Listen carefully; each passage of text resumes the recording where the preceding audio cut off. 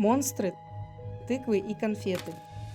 Ждут заветный час. Дети ходят по домам. Сладость или гадость? Кто вы? Слышится в ответ. Нечисть. Из легенд и сказок вышли, ужасая ваш народ. Шествуем за лакомством, уходя, атмосферу сказки умножая, оставим радость в тот же час.